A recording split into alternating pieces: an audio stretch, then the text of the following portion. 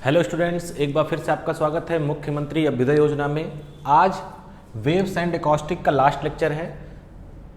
According to schedule ये तीसरा lecture है, लेकिन मेरे समझ से छठा लेक्चर होगा।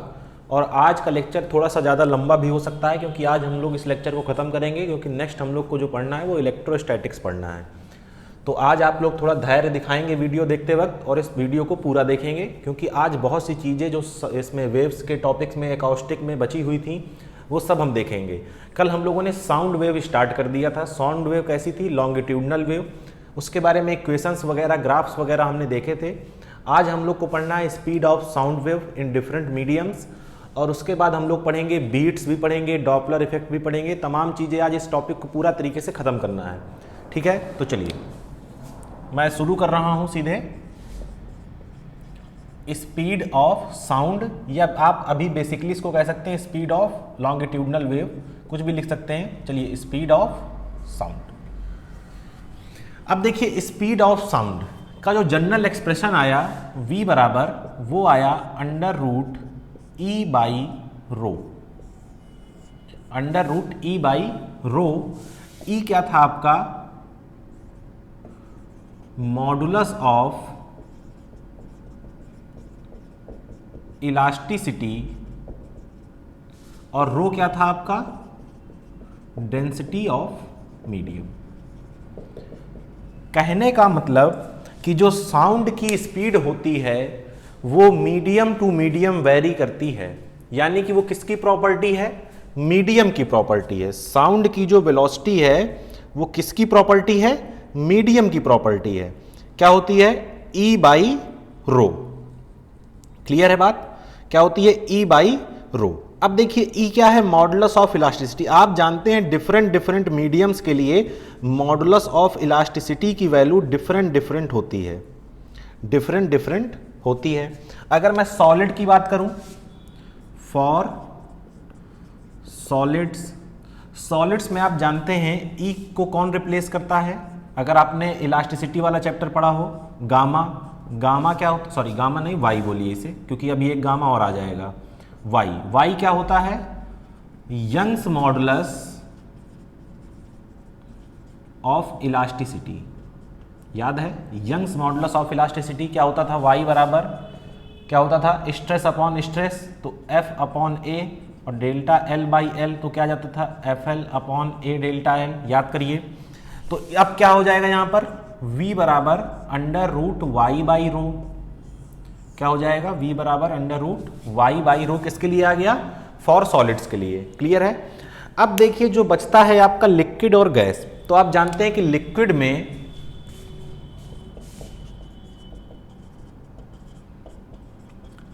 में आप जानते थे कि E को कौन रिप्लेस करता था?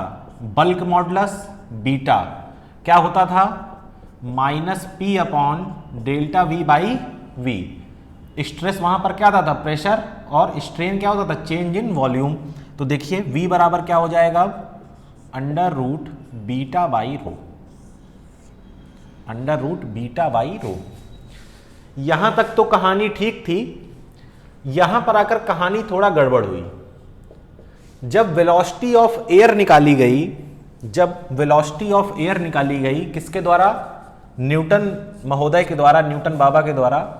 तो वेलोसिटी ऑफ एयर जो न्यूटन ने इस फॉर्मूले से निकाली, वो कितनी निकल कर आई?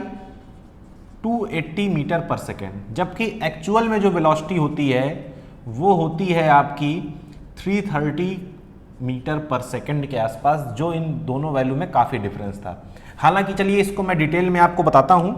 तो फिलहाल मेरे बताने का मतलब ये था कि जो स्पीड ऑफ साउंड है वो क्या है? Under root E by rho, यानी कि मीडियम की प्रॉपर्टी मीडियम पर डिपेंड कर रही है। सॉलिड में ई क्या हो जाता है? वाई, यानी कि यंग मॉडुलस, और लिक्विड गैस के लिए क्या हो जाता है? Bulk modulus. अब इस लिक्विड गैस वाले टॉपिक को थोड़ा सा डिटेल में पढ़ लेते हैं। यहां पर आपको न्यूटन्स की थ्योरी पढ़नी है और लाप्लास का करेक्शन पढ़ना है। ठीक है? न्यूटन्स की थ्योरी और लाप्लास का करेक्शन। चलिए, तो जो गैस की बात हम कर रहे हैं, तो न्यूटन ने जो निकाला वो किसके लिए निकाला? For air.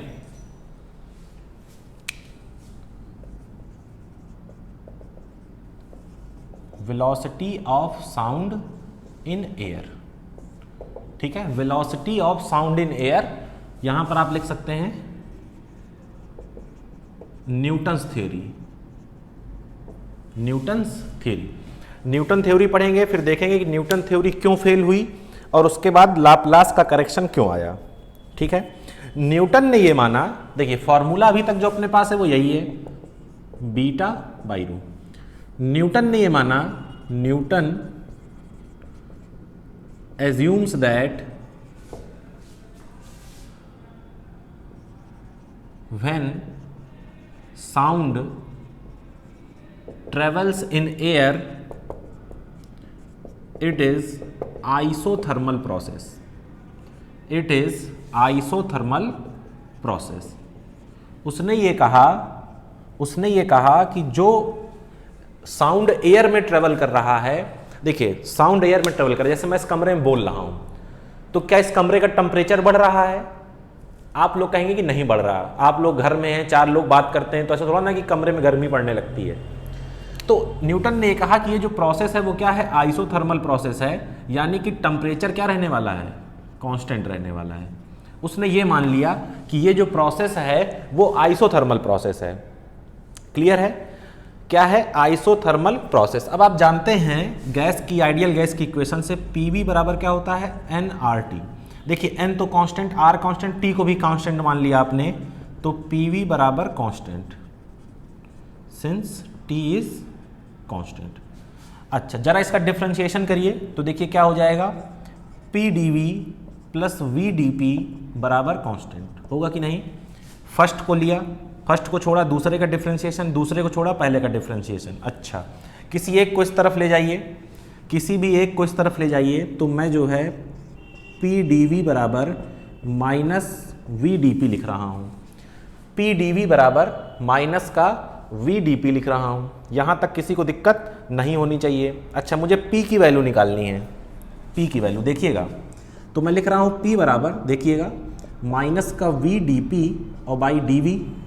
क्या मैं इस v को इस तरह लिख सकता हूं कि p बराबर माइनस का dp upon dv by v। देखिए ये v ऊपर चला जाएगा, यही मिल जाएगा। क्या ये बल्क मॉडुलस है? यही तो बल्क मॉडुलस होता है। देखिए बीटा बराबर क्या होता है, अभी आपको लिखाया था delta p upon delta v by v, तो ये क्या है आपका बल्क मॉडुलस। यानी कि न्यूटन की थ्योरी के हिसाब से जो v आया वो क्या आया, p of air upon rho of air. अब अगर नॉर्मल एसटीपी की बात करें, एट एसटीपी, तो यहां पर देखिए पी एयर क्या हो जाएगा, 1 एटमॉस्फेरिक प्रेशर, यानी कि 1.01 इंटू 10 की पावर 5, ठीक है ना। और रो एयर जो होता है वो होता है 1.29 केजी पर मीटर क्यूब। इसको जब आप कैलकुलेट किया गया, इसको जब आप कैलकुलेट करेंगे तो आंसर जो है अप्रॉक्सीमेट 280 मीटर पर सेकेंड आया, 280 मीटर पर सेकेंड आया। लेकिन जब एक्सपेरिमेंटली ये वैल्यू चेक की गई बाई एक्सपेरिमेंटली वी एयर, जो आया वो लगभग 332 मीटर पर सेकेंड आया। सो न्यूटन्स थ्योरी फेल्स। तो न्यूटन की जो ये थ्योरी थी कि साउंड का एयर में जो ट्रेवल करना है वो एक आइसोथर्मल प्रोसेस है, वो थ्योरी फेल हो गई, क्योंकि ये काफी डिफरेंस है, 2-4-10 का डिफरेंस नहीं है, ऑलमोस्ट 50 मीटर पर सेकंड का डिफरेंस है, और 50 मीटर एक सेकंड में बहुत होता है। तो ये थ्योरी जो है वो क्या हो गई, फेल हो गई। फिर इस थ्योरी के लिए करेक्शन किसने दिया, लाप्लास। लाप्लास एक बहुत बड़े साइंटिस्ट थे जिन्होंने मैथमेटिक्स में बहुत ज्यादा काम किया हुआ है। फिजिक्स में उन्होंने इलेक्ट्रोमैग्नेटिज्म, जब आप पढ़ेंगे अभी आगे चलकर, तो लाप्लास इक्वेशन वगैरह और लाप्लास ऑपरेटर जो है, काफ़ी चीज़ें लाप्लास के द्वारा दी गई हैं जो हायर फिजिक्स को और हायर मैथमेटिक्स को काफ़ी इजी बनाती हैं। लाप्लासियन ऑपरेटर और तमाम चीज़ें हैं जो कि आप लोग यहाँ तो नहीं पढ़ेंगे क्योंकि यहाँ आपके लेवल का नहीं है। जब आप ग्रेजुएशन पोस्ट ग्रेजुएशन करेंगे तब आपको लाप्लास की वैल्यू समझ में आएगी।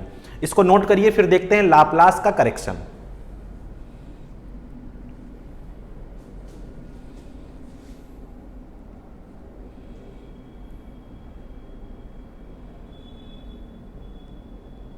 ये STP का मतलब समझ रहे हैं ना, STP का मतलब T क्या है, 0 डिग्री सेल्सियस या 273 केल्विन और प्रेशर क्या होता है 1 एटमॉस्फेरिक प्रेशर। 0 डिग्री सेल्सियस की बात हो रही है, याद रखिएगा।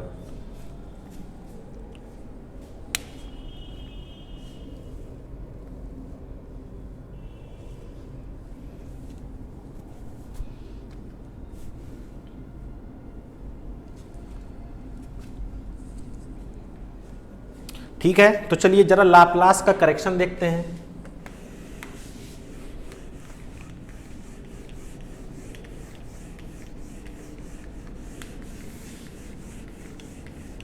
यहां तक नीचे दिख रहा था ना आप लोगों को? ठीक।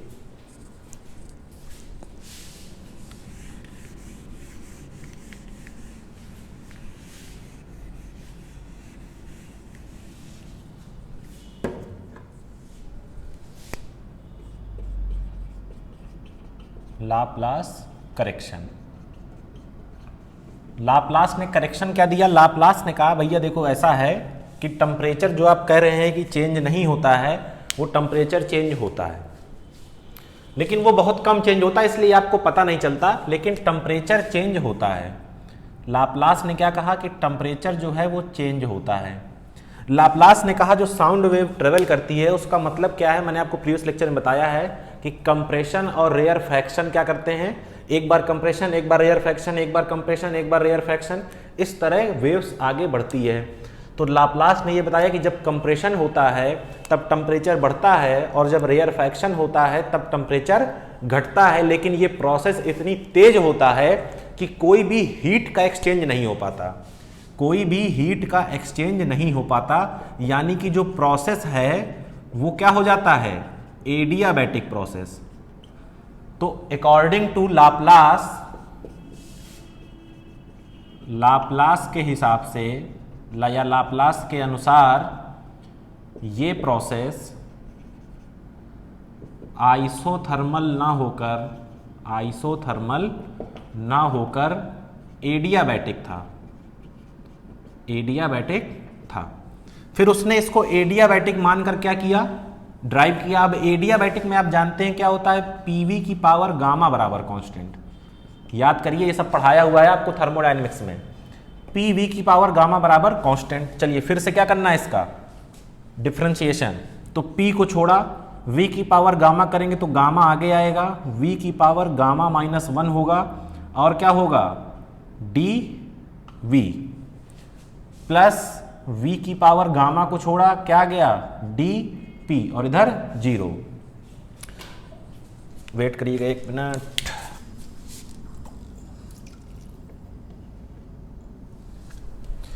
ठीक है, इसको बड़े वाले टर्म को उस तरफ भेज दीजिए, तो देखिए क्या हो गया, v की पावर गामा dp बराबर माइनस p की पावर गामा v की पावर गामा -1 dv।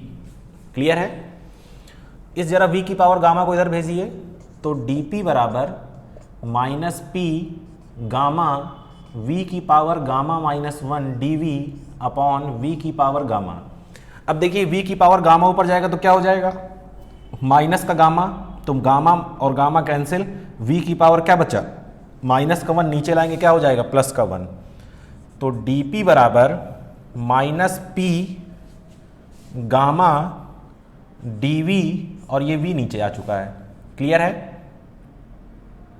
अब देखिए मैं इसको क्या लिख रहा हूं, p को, इस p की जगह में लिख रहा हूं।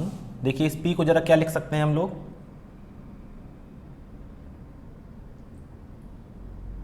p को छोड़ दीजिए, p को नहीं लिखना, हमें निकालना है, देखिए dp बाई डी वी करिए जरा, dp बाई डी वी, ये डी वी इधर आएगा नीचे आ जाएगा, अरे यार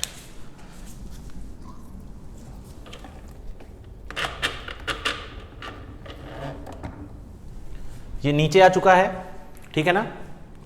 अब देखिए ये v जो है ये कहाँ जाएगा, ऊपर, इधर जाएगा, ठीक है जाने दीजिए, ये माइनस को जरा इधर लिख लीजिए, ठीक है। इधर देखिए क्या बचा अब केवल p और गामा, जरा इस v को मैं नीचे लिख सकता हूं क्या, तो minus D P upon D V by V बराबर गामा p, और जरा ये वैल्यू पूरी देखिए, क्या ये बल्क मॉडुलस की वैल्यू है, तो दिस इंप्लाइज क्या आ गया, P गामा बराबर बीटा, ठीक है ना। अब यहां से देखिए वैल्यू रखिए, तो आपका V क्या था, under root beta by rho, तो V बराबर गामा P बाई रो। अब गामा आप जानते हैं, गामा क्या होता है 1 प्लस 2 बाई एफ। एफ क्या है, डिग्री ऑफ फ्रीडम, और O2 के लिए एयर की बात कर रहे हैं तो O2 की बात कर रहे हैं। F कितना होता है डायटोमिक के लिए 5, तो 1 प्लस 2 बाई 5 कितना आ गया ये 1.4। तो V बराबर 1.4 और P कितना था 1.01 10 की पावर 5 और ये कितना था 1.29। जब इसको कैलकुलेट किया गया तो अप्रॉक्सीमेट जो वैल्यू आई वो 330 मीटर पर सेकंड के आसपास आई, और ये वैल्यू एक्सपेरिमेंटली क्या थी, बिल्कुल करेक्ट। क्लियर है ना। तो ये क्या हुआ आपका लाप्लास का करेक्शन, क्लियर है ना। एक्चुअल वैल्यू कितनी थी 332, ये वैल्यू कितनी आई 333 के आसपास आई, ठीक है ना। एक्चुअल वैल्यू क्या थी, एक्सपेरिमेंटल वैल्यू, ये एयर के लिए है। एयर मतलब O2 क्या है डायटोमिक है, तो हमने क्या ले लिया F की वैल्यू 5। अरे हाइड्रोजन मिली होगी तो H2, जो भी चीजें हैं, नाइट्रोजन मिली होगी तो N2, तो सब क्या है डायटोमिक है, इसलिए F बराबर 5। तो this result is very close to experimental value, so the formula V बराबर under root gamma P by rho is taken to be correct. तो लाप्लास की थ्योरी सक्सेस हो गई और न्यूटन की थ्योरी फेल हो गई। कोई पूछे क्या डिफरेंस था दोनों में, तो डिफरेंस केवल ये था कि न्यूटन ने कहा था कि ये जो प्रोसेस है, कौन सा प्रोसेस, जो साउंड वेव ट्रेवल कर रही है एयर में, ये प्रोसेस आइसोथर्मल है। लेकिन लॉप्लास ने कहा कि ये प्रोसेस आइसोथर्मल ना होकर कैसा प्रोसेस है, एडियाबैटिक प्रोसेस है, इसलिए उसने एडियाबैटिक की इक्वेशन लगाई। ये इक्वेशन मैंने आपको पढ़ाया है जब टाइप्स ऑफ थर्मोडायनेमिकल प्रोसेस पढ़ाए हुए हैं। अगर आपने अभी तक नहीं पढ़ा तो प्लेलिस्ट में जाकर देख लीजिएगा। क्लियर है। तो ये था आपका लाप्लास करेक्शन। फटाफट इसको नोट करिए, आगे बढ़ें। इसको नोट करिए तो हम लोग आगे बढ़ते हैं।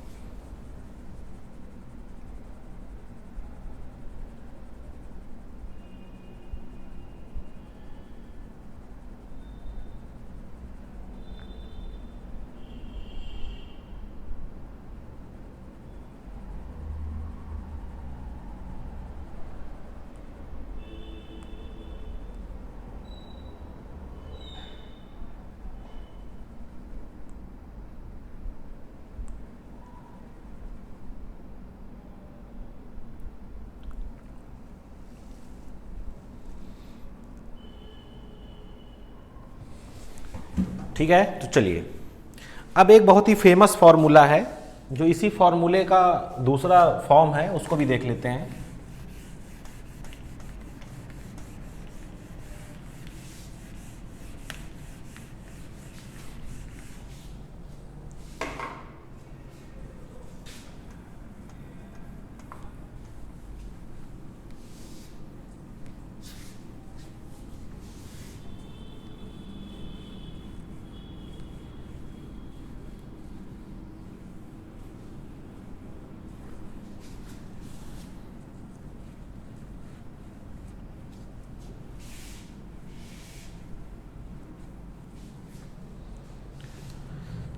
देखिए आपने फॉर्मूला क्या निकाला, V बराबर gamma P by row. Clear है। चलिए देखिए आइडियल गैस इक्वेशन क्या कहती है, PV बराबर nRT। n क्या है, number of moles. Number of moles कैसे निकालते हैं, मास अपॉन मॉलिक्यूलर मास। ये मास कौन सा है, इसको वेट भी बोलते हैं, जो आपको क्वेश्चन में दिया हो। ये क्या है, उसका मॉलिक्यूलर मास RT। क्लियर है। चलिए देखिए P, इस V को जरा मैं यहाँ भेज रहा हूँ स्मॉल m के नीचे, और ये RT बाई m लिखा हुआ है। क्लियर है। तो m बाई V क्या हो जाएगा बताइए जरा सा मुझे, m बाई V क्या ये रो होगा, बिल्कुल होगा। अरे मास अपॉन वॉल्यूम डेंसिटी ना हो गई भैया, RT बाई m। इस रो को जरा नीचे भेजो, तो P बाई रो बराबर RT बाई m, और इसकी वैल्यू को उठाकर यहाँ रख दो, तो देखिए क्या आया, V बराबर under root gamma RT by m। ये इक्वेशन ज़्यादा ट्रेंड में है और क्वेश्चन इसी पर ज़्यादा बेस्ड आते हैं। क्लियर है ना, gamma RT by m। Gamma को आप जान रहे हैं कि गामा क्या है आपका, गामा क्या है भैया, 1+2/f, और जब वहां पढ़ते थे तो गामा बराबर CP by CV।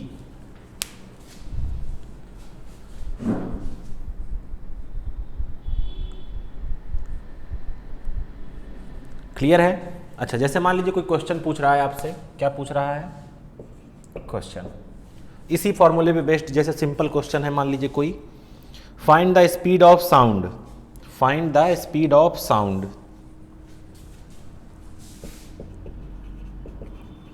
Find the speed of sound in O2 at 0 degree Celsius, in helium at 27 degree Celsius. O2 पर 0 डिग्री सेल्सियस पर बताओ भैया, और हीलियम पर 27 डिग्री सेल्सियस पर बता दो। अच्छा चलिए बताते हैं।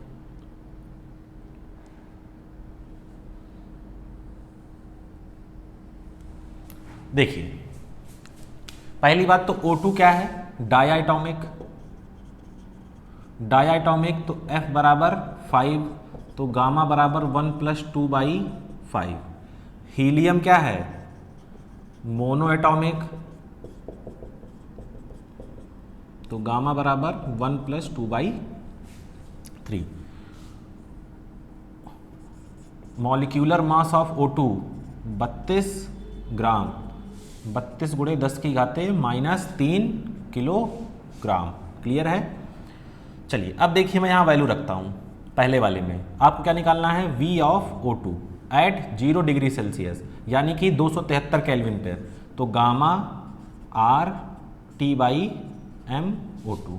चलो गामा, इसकी जरा वैल्यू निकालो, कितना हो जाएगा, 7/5। 7/5 का मतलब 1.4, तो अंडर रूट 1.4, R कितना होता है 8.314, T कितना है 273, और MO2 32 गुणे 10 की घाते -3। सॉल्व कर लेंगे तो आंसर आ जाएगा, सॉल्व कर लेंगे तो आंसर आ जाएगा।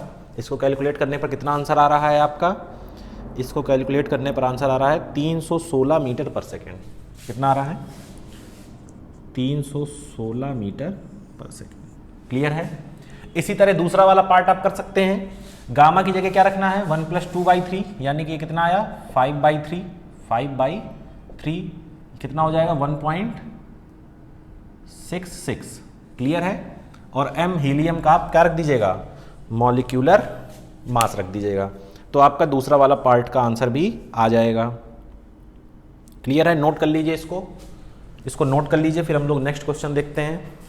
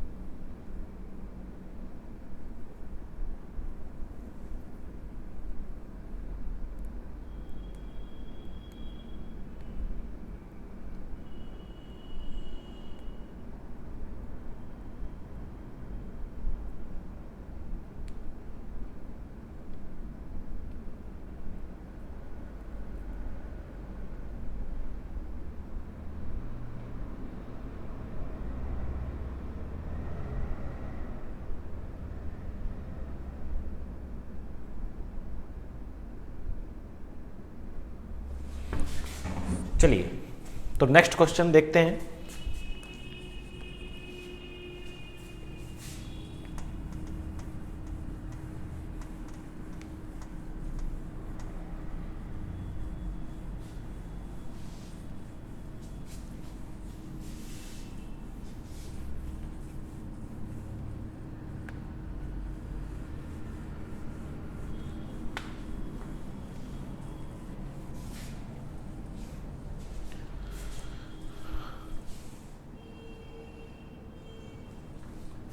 देखिए नेक्स्ट क्वेश्चन क्या कह रहा है, at what temperature, question at what temperature speed of sound in H2 gas, speed of sound in H2 gas is equal to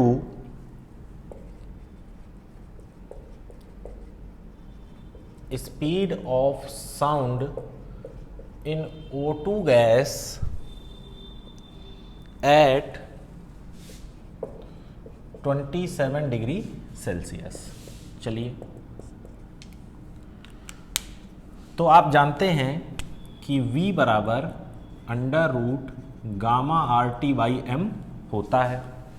तो अगर मैं VO2 लिखना चाहूँ तो क्या हो जाएगा, देखिए गामा O2 आर TO2 अपान MO2।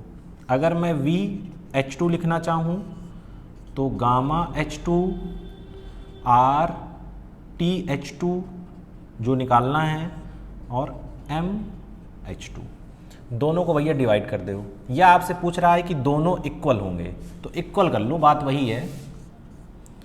VO2 बराबर VH2, ठीक है ना। तो gamma O2 R TO2 upon MO2 gamma H2 R TH2 upon MH2।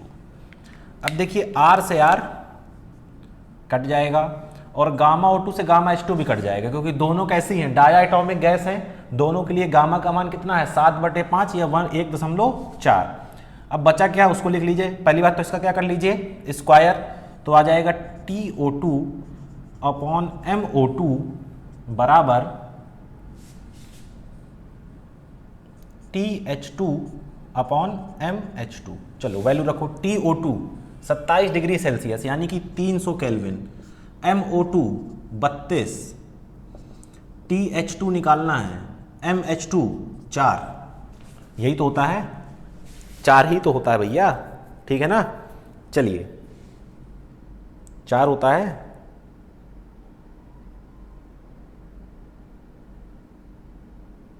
कि 2 होता है, 2 होता है, 2 होता है, 2, 4 नहीं होता, 2। चलिए अब सही है। तो देखिए कितना आ गया, 16। तो 16 से भाग दीजिए 300 में, तो TH2 बराबर भाग दीजिए, देखिए कितना आएगा, 16 दूनी 32, मतलब नहीं इतना नहीं आएगा, 18 दशमलव के आसपास कुछ आना चाहिए, ठीक है ना। कैलकुलेट कर सकते, अरे कैलकुलेट कर लो यार। 16 300, 16 एक कम 16, 14 बचा 0, 16 नहीं 1 44 होता है, यानी कि 16 अट्ठे जाएगा, 8 6 48 की 8 हासिल लगा 1, मतलब 8 6 48 हासिल लगा 1, 8 1 कम 8, 1 9, नहीं 16 अट्ठे कितना होता है, 132 होता है ना।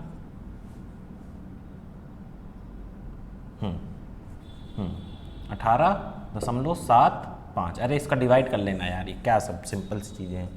तो 18.75 किस में आंसर आएगा, केल्विन में आएगा, क्योंकि आप चेंज कर चुके हैं ना, आप इसको केल्विन में चेंज कर, अगर डिग्री सेल्सियस पूछेगा तो कन्वर्ट किया जा सकता है ना, आराम से किया जा सकता है। क्लियर है, 18.75 आने वाला है।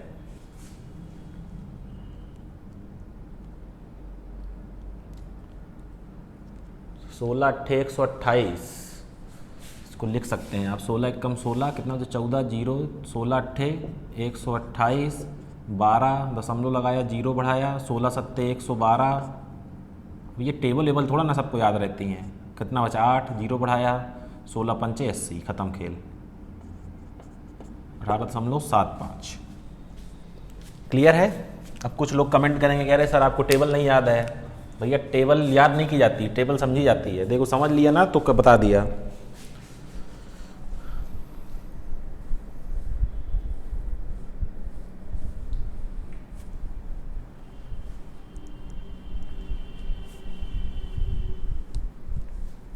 यहां तक आपका क्वेश्चन ये नोट हो गया होगा ना। अब देखिए नेक्स्ट क्या पढ़ना है हमें। अगर मुझसे कोई पूछे कि एक बहुत पहले आपने एक स्पीड पढ़ी थी, आरएमएस स्पीड, क्या पढ़ी थी, RMS speed, ratio of RMS speed and speed of sound. तो याद करिए कि V RMS क्या आता था, √3RT/m, और V साउंड कितना है, गामा RT/m। तो RT/m से RT/m को उड़ा दीजिए तो VRMS अपॉन VS कितना हो जाएगा, √3/गामा। कभी कभी यहाँ पर यहाँ से भी सिंपल क्वेश्चन आ जाते हैं।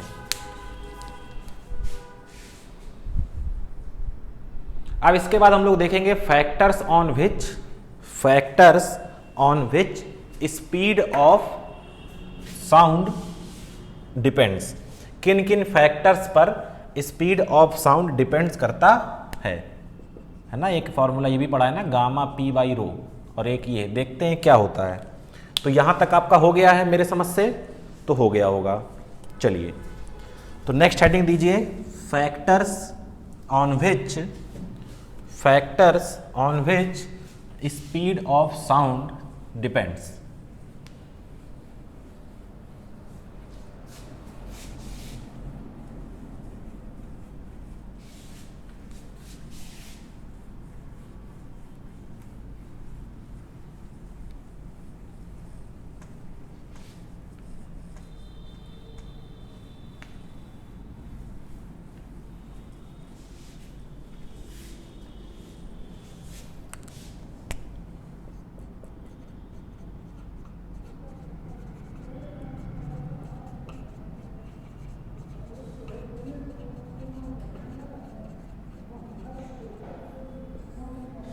तो देखिए दो आपके पास इक्वेशंस हैं, V बराबर √गामा RT/m गामा P/ρ। तो देखिए यहाँ पर बेसिकली m कांस्टेंट होता है, गामा कांस्टेंट, r कांस्टेंट, तीन चीज़ें दिख रही हैं, T, P और ρ। तो पहला टेम्परेचर, तो देखिए यहाँ से तो दिख रहा है V प्रोपोर्शनल टू √T लेकिन अगर मुझे किसी रैंडम टेम्परेचर पर निकालना हो तो V at T degree Celsius is equal to V at 0 degree Celsius plus 0.61 T। ये फॉर्मूला याद रखेंगे। किसी भी टेम्परेचर पर T डिग्री सेल्सियस पर जो V की वैल्यू होगी वो क्या होगी, 0 डिग्री सेल्सियस की वैल्यू पर इतना ऐड कर दीजिए, और ये वैल्यू आपको हमेशा मालूम रहती है, कितनी होती है, 332 मीटर पर सेकेंड। मतलब हर 1 डिग्री टेम्परेचर बढ़ाने पर स्पीड 0.61 बढ़ जाती है। ठीक है ना। क्या लिख सकते हैं, by increasing 1 degree Celsius V increases by 0.61। अगर कोई पूछता है, जैसे यहाँ एग्जाम्पल, भैया 10 डिग्री सेल्सियस पर बताओ, अच्छा अभी बता रहे हैं, तो क्या लिखेंगे, V 0 degree Celsius plus 0.61 into 10, ये कितना होता है 332, और ये कितना हो जाएगा 6.1, तो 338.1, ये आ गया आंसर। तो ये फॉर्मूला क्या है, इंपॉर्टेंट फॉर्मूला। ये फॉर्मूला कैसा फॉर्मूला है, इंपॉर्टेंट फॉर्मूला। हर 1 डिग्री पर कितना बढ़ेगा, 0.61 बढ़ेगा। ठीक है ना। इसका डेरिवेशन भी होता है छोटा सा, लेकिन उसकी हमें कोई ज़रूरत है नहीं। तो देखिए gamma constant, R constant, M constant, तो अगर मैं कह दूं कि टी कांस्टेंट है तो वी क्या हो जाएगा, कांस्टेंट। तो यहां से हम लिख सकते हैं if T is constant then V also constant.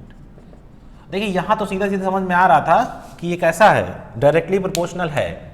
लेकिन अब ये पी और रो के केस में, सेकंड पे पी एंड रो पर जो इसकी डिपेंडेंस है वो क्या है, तो पहले हम लोग लिखते हैं इसका आंसर क्या है, V does not depends on P and rho simultaneously.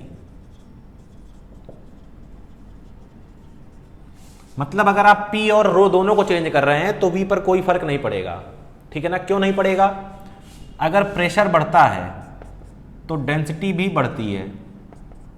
जब दोनों ये बढ़ जाएंगे, ये बढ़ा तो ये बढ़ा, दोनों का इफेक्ट क्या हो जाता है, नलीफाई, मतलब खत्म हो जाता है। इसलिए ऐसा नहीं होगा। हाँ, अगर प्रेशर कांस्टेंट है, केवल आप इसको चेंज करा रहे हैं तो चेंज आएगा। अगर पी कांस्टेंट है, केवल रो बस चेंज हो रहा है तो बात अलग है। अगर आपने प्रेशर को कांस्टेंट कर दिया, अब आप क्या चेंज करा रहे हैं, डेंसिटी चेंज करा रहे हैं तो इफेक्ट पड़ेगा। अगर दोनों चेंज हो रहे हैं तो कोई फर्क नहीं पड़ेगा। क्लियर है। तो तीसरा क्या है, देखिए तीसरा होता क्या है, देखिए रो ऑफ ड्राई एयर और रो ऑफ मॉइस्ट एयर। मतलब मॉइस्ट एयर का मतलब गीली, नमीदार, जिसे बोलते हैं ह्यूमिडिटी, आर्द्रता में से बताइए किसका डेंसिटी ज़्यादा होगी। देखिए डेंसिटी को हम लोग जो बेसिकली समझते हैं वो किससे समझते हैं कि चीज़ें पास पास हों, चीज़ें भारी हों, ठीक है ना। तो उससे हम लोग किसको समझते हैं, डेंसिटी को। तो इस हिसाब से देखा जाए तो मॉइस्ट एयर की डेंसिटी जो है वो ज़्यादा होनी चाहिए। भाई वो तो उसमें पानी मिला, भारी हो गया, वजन ज़्यादा हो गया, डेंसिटी ज़्यादा समझ में आ रही है, लेकिन ऐसा नहीं होता। ड्राई एयर की जो डेंसिटी है वो हमेशा क्या होती है, ज़्यादा होती है।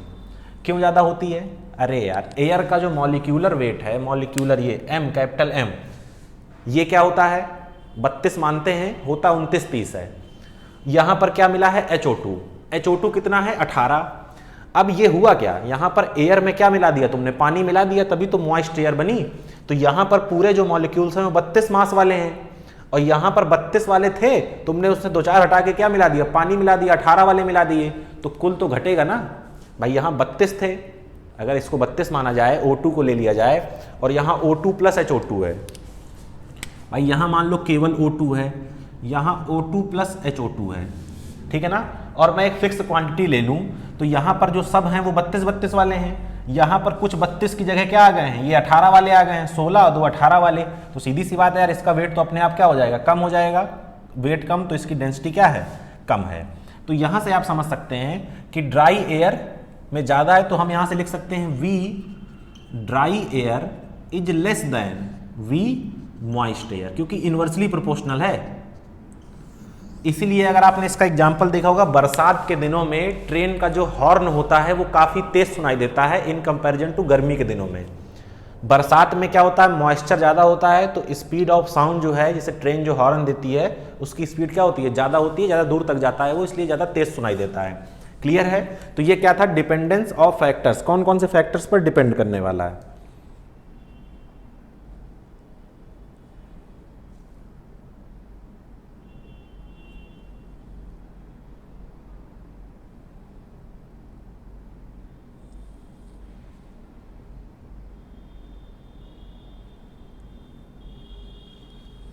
क्लियर है, नोट कर लीजिए। अब यहां से ये पोर्शन एक खत्म होता है, अब नया टॉपिक शुरू होने वाला है, ऑर्गन पाइप।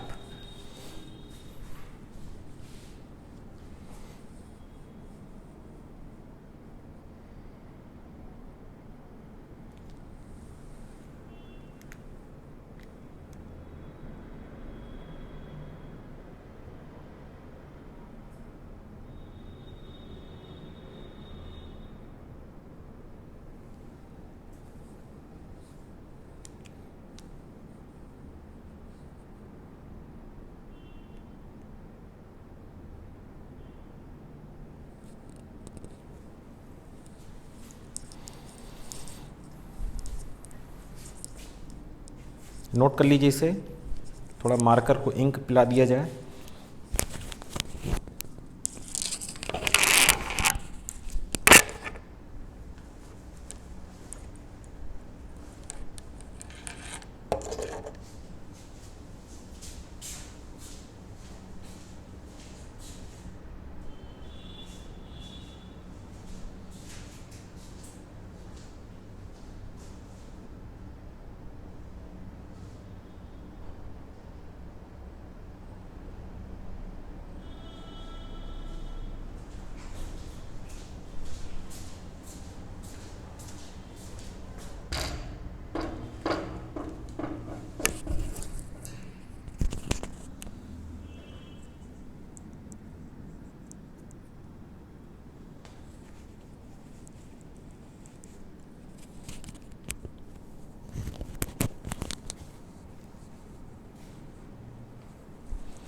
नोट हो गया?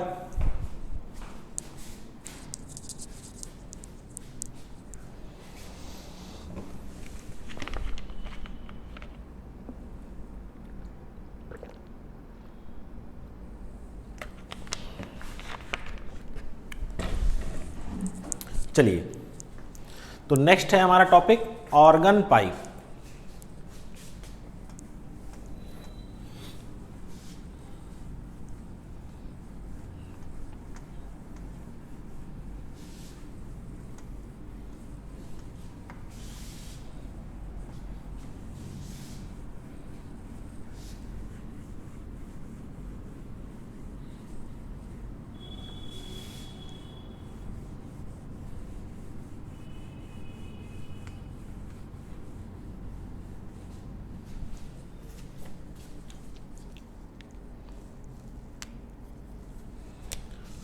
Organ pipe,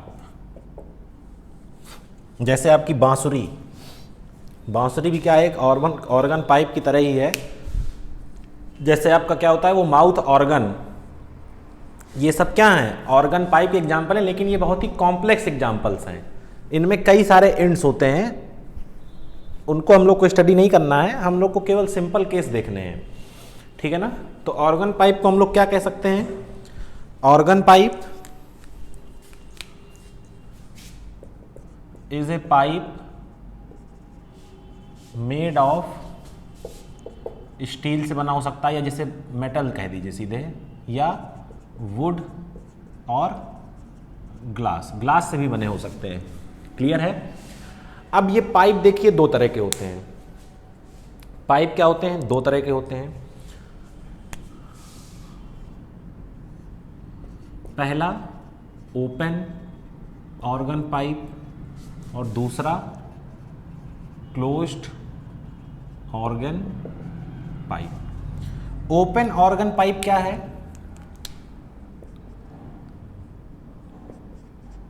both ends are open. जैसे ये मान लीजिए आपका कोई क्या है, ऑर्गन पाइप है। अब अगर ये दोनों खोखले हों, दोनों एक आर पार दिख रहा हो तो क्या है, ओपन। अगर एक को मैं बंद कर दूं, both ends are open, one end is closed, ठीक है ना। इसके क्या है, दोनों एंड ओपन है और इसका एक एंड क्या है, क्लोज है, ठीक है। अब देखिए यहां पर स्टैंडिंग वेव्स का आपको कुछ कॉन्सेप्ट यूज करना है। ऑर्गन पाइप में आपको स्टैंडिंग वेव का कुछ ना कुछ कॉन्सेप्ट यूज करना है। तो मैं देखिए पहले यहां लिख देता हूं, फिर आपको याद रखना है। देखिए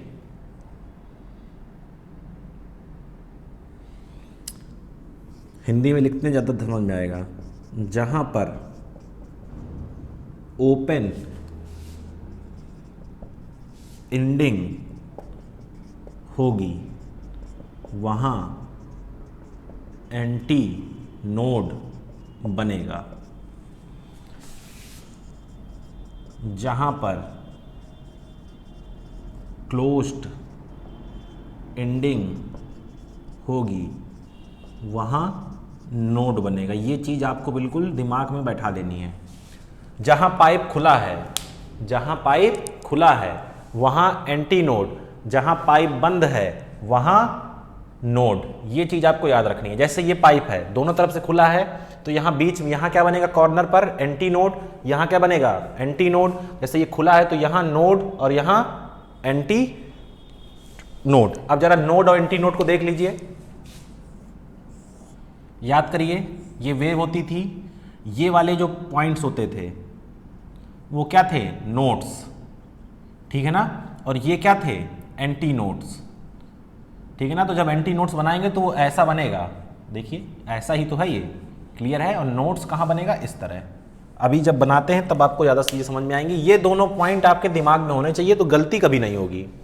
जहाँ, अरे देखो एंटी नोड क्या है, जहाँ डिस्प्लेसमेंट मैक्सिमम हो, ये एंड खुला हुआ है, यहाँ पर वेव आराम से क्या कर सकती है, फैल सकती है, तो क्या बना देगी, एंटी नोड। ये बंद है, यहां पर क्या है, बिल्कुल बंद है, तो यहां पर ये वेव एक्सपैंड नहीं हो सकती, तो क्या बनेगा, नोड। अपने शब्दों में किसी भी ट्रिक से आप इसको याद कर लीजिए, लेकिन इसको याद कर लीजिए बस। क्लियर है?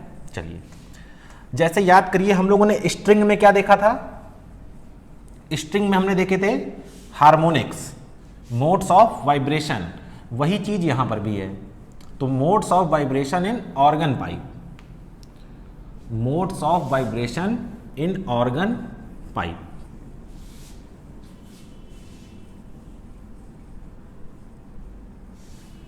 चलिए, modes of vibration in organ pipe, clear है?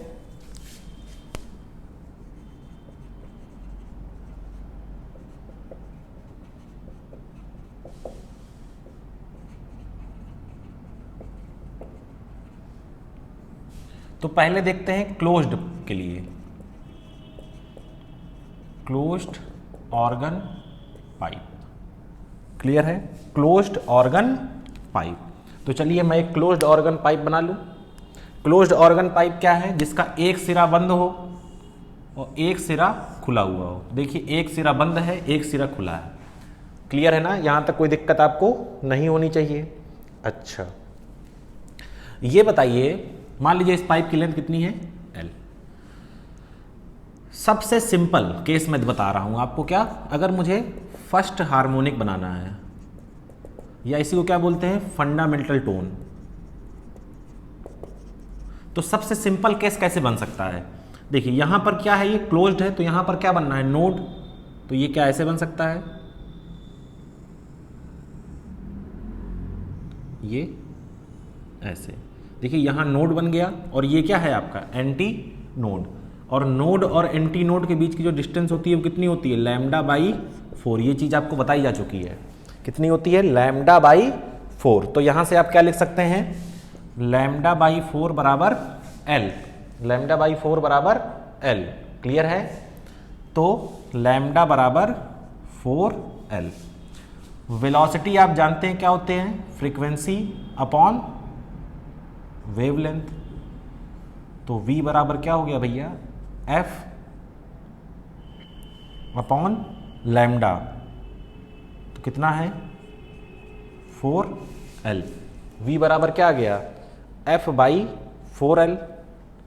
नहीं, गलत लिख दिया है। देखिए, f बराबर v बाई लैम्डा होता है, हम लोग फ्रीक्वेंसी निकालने जा रहे हैं।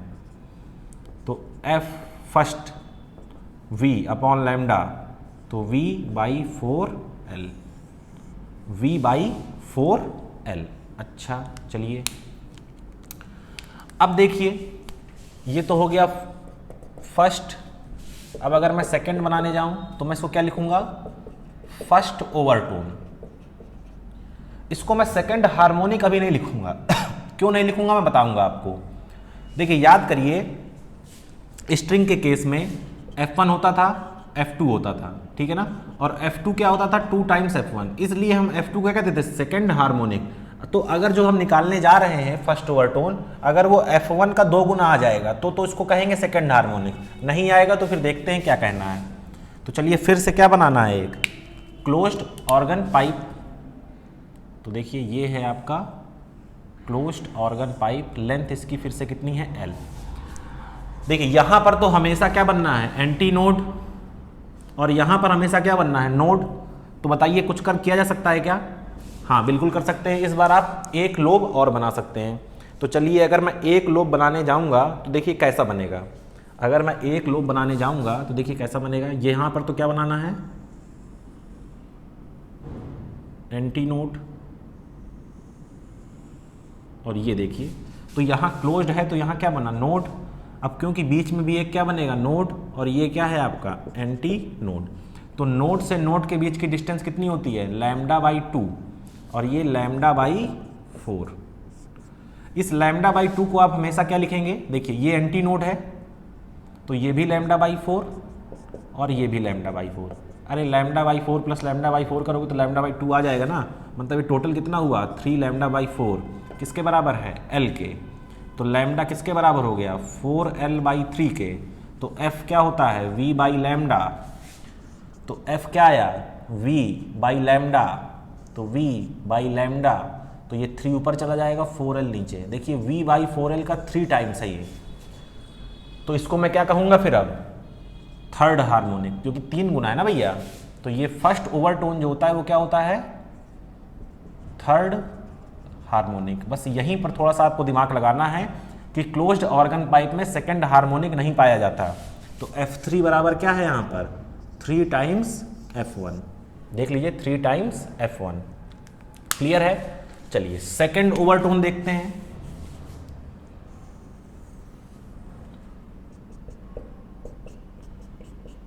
सेकंड ओवरटोन अभी जब आप देखेंगे तो ये निकल के आएगा फिफ्थ हार्मोनिक, फिफ्थ हार्मोनिक। चलिए बनाते हैं।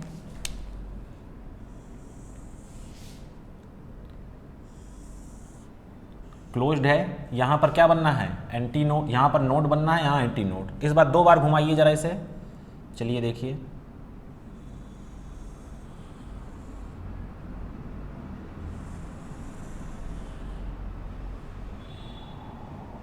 अरे वाह सही बन गया। देखिए ये क्या है, नोड, ये क्या है, नोड, ये क्या है, नोड, ये क्या है, एंटी नोड। लेंथ कितनी है, L। देखिए इसको इस तरह डिवाइड करिए तुरंत, तो λ/4, λ/4, λ/4, λ/4, λ/4 कितना आया, 5 λ/4 बराबर L। तो लैम्डा बराबर 4L/5। तो F5 आने वाला है अब V/λ, और ये कितना आएगा देखिए 5 टाइम्स V/4L। ठीक है ना। तो यानी कि यहां से F5 कितना आ गया, 5 टाइम्स F1। इसलिए इसको क्या कह रहे हैं, fifth harmonic.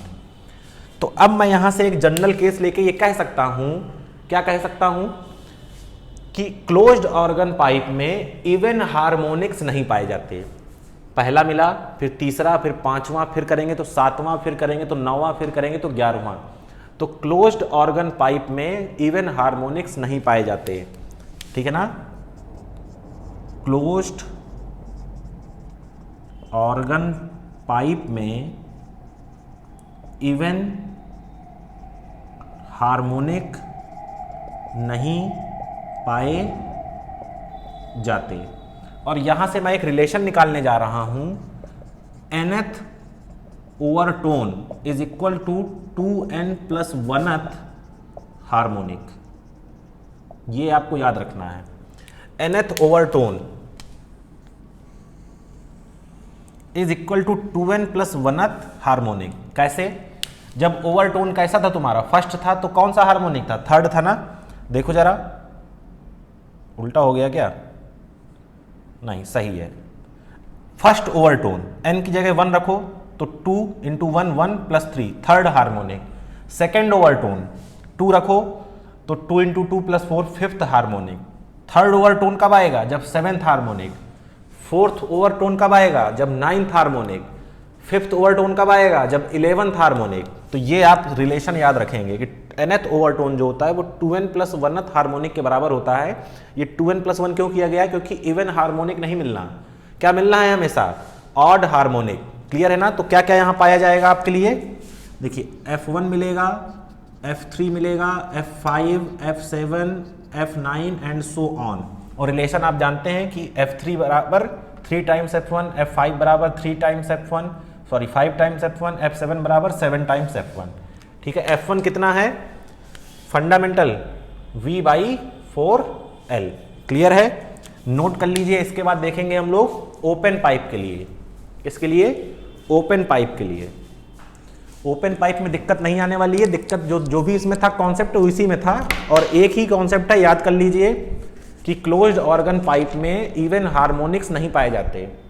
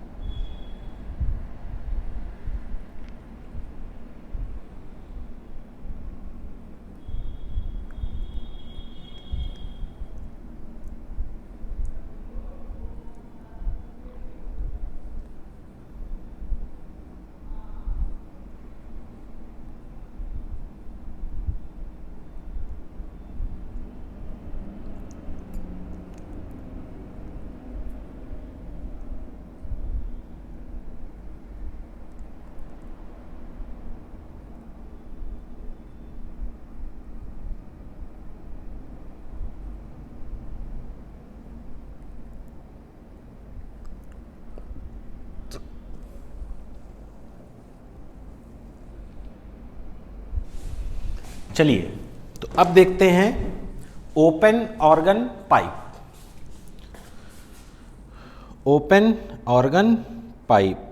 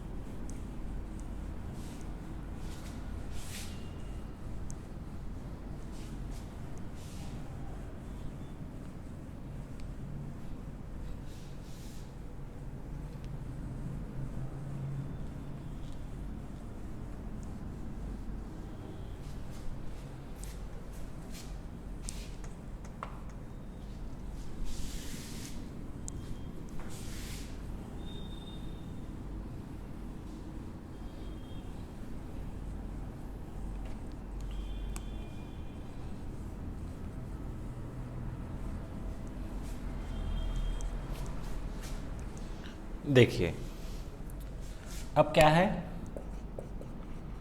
Open organ pipe. तो पहला पार्ट तो वही है, फंडामेंटल टोन या फर्स्ट हार्मोनिक। तो चलिए एक ओपन पाइप बनाते हैं, लेंथ L है। अब देखो यहां पर भी एंटी नोड बनना है, यहां पर भी एंटी नोड बनना है भैया। तो सबसे सिंपल केस कैसे हो सकता है बताइए जरा मुझे। यहां पर भी एंटी नोड, यहां पर भी एंटी नोड, तो इसके बिना पॉसिबल नहीं है। ज्यादा गड़बड़ हो गया क्या? एक मिनट,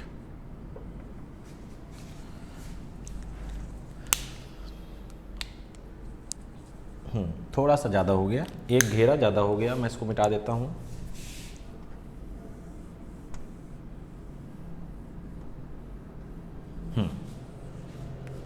देखिए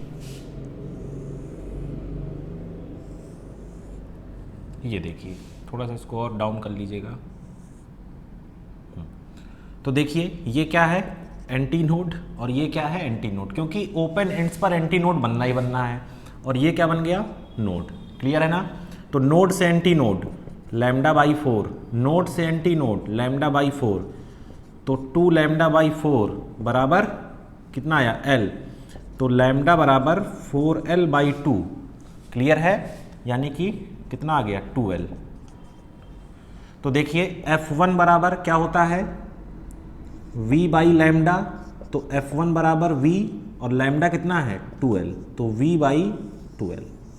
वहां पर कितना था, V/4L, यहां कितना है, V/2L। चलिए नेक्स्ट देखते हैं। अब क्या आएगा, फर्स्ट ओवरटोन,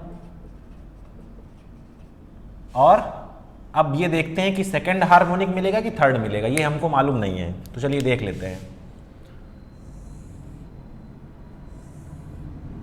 L, चलो अब इसका एक केस और बनाओ।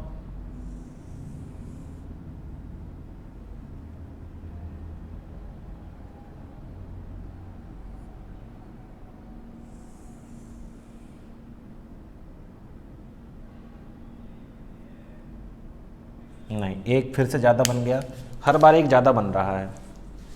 पिछली बार देखिए कोई भी लोब नहीं था, एक बार मिल रहे थे, इस बार एक लोब बनाना है बस। तो एक बार ज़्यादा बन रहा है, इसको सही कर लेते हैं। चलिए देखिए, तो इसको मैं ले गया कैसे,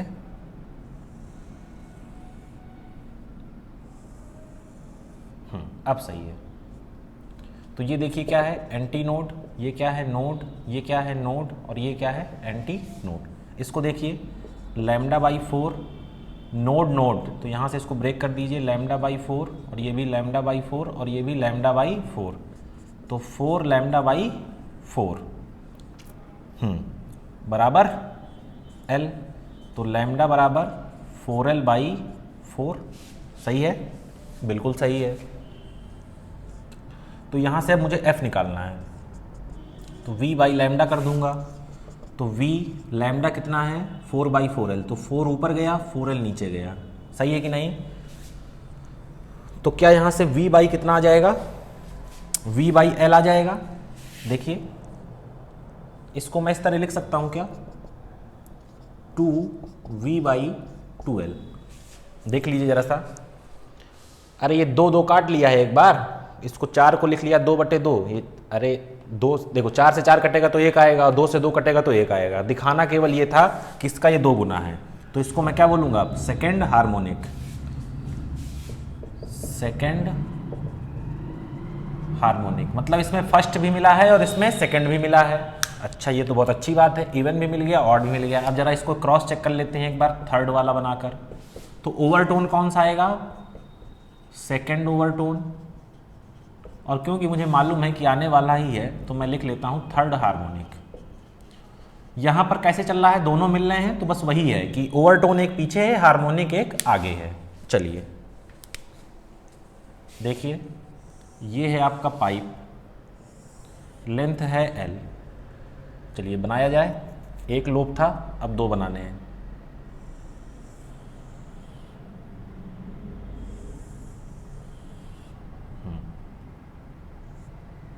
तो ये एंटी नोड, ये नोड, ये नोड, ये नोड और ये एंटी नोड।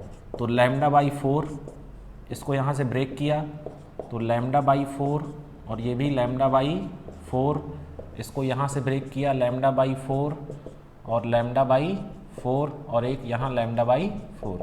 तो 1 2 3 4 5 6, तो 6 λ/4 बराबर L। तो L बराबर 4L, सॉरी लैम्डा बराबर 4L/6। तो 2 2 ज़ा 4, 2 3 ज़ा 6, तो 12/3। तो V बराबर क्या है, सॉरी F बराबर क्या है, V/λ। तो F3 बराबर V, और ये 3 ऊपर जाएगा और 12 नीचे। देखिए 3 टाइम्स आ गया ना, ठीक है ना। यहाँ पर क्या था देखिए, F2 बराबर 2F1, यहाँ क्या आया है F3 बराबर 3F1।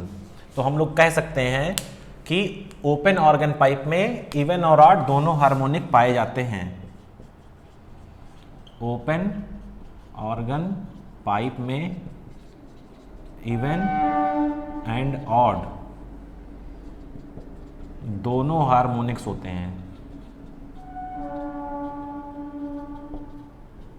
और यहां का केस बिल्कुल सिंपल है, क्या, nth ओवरटोन जैसा स्ट्रिंग में था, n+1th हार्मोनिक, एक आगे चल रहा है केवल। देख लीजिए जब ये यहाँ पर फर्स्ट ओवरटोन है तो सेकंड हार्मोनिक, सेकंड ओवरटोन तो थर्ड हार्मोनिक, थर्ड ओवरटोन तो फोर्थ हार्मोनिक, ठीक है ना।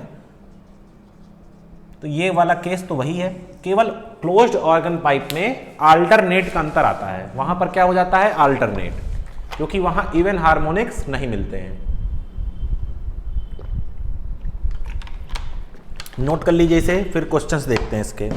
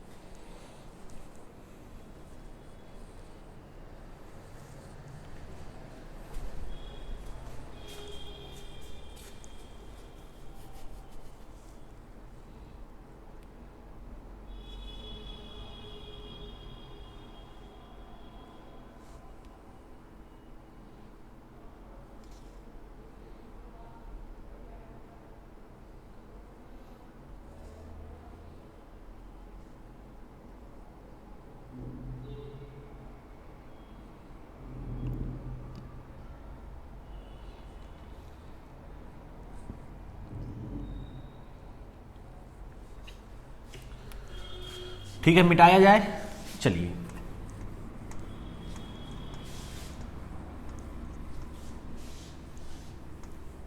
एक चीज का याद रखना है, पहली बात तो यहाँ V/12 चल रहा है, वहाँ V/4L था, वहाँ पर ऑड हार्मोनिक्स थे, यहाँ पर इवन ऑड दोनों है, बस यही चीज याद रखनी है।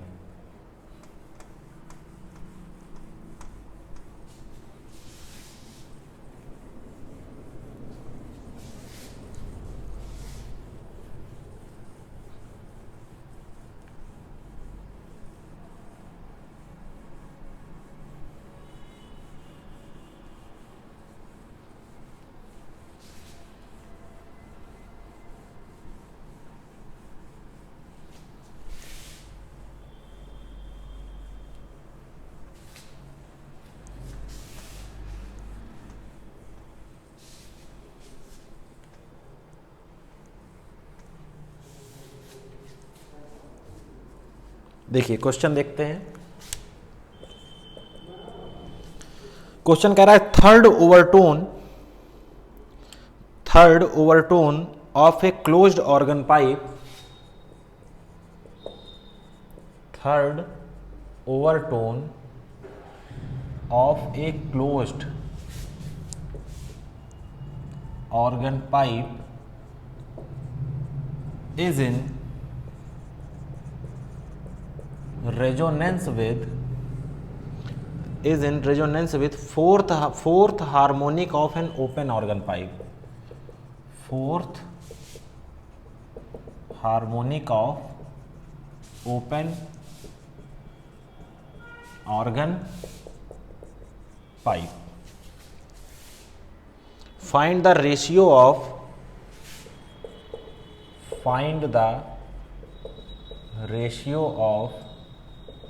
length of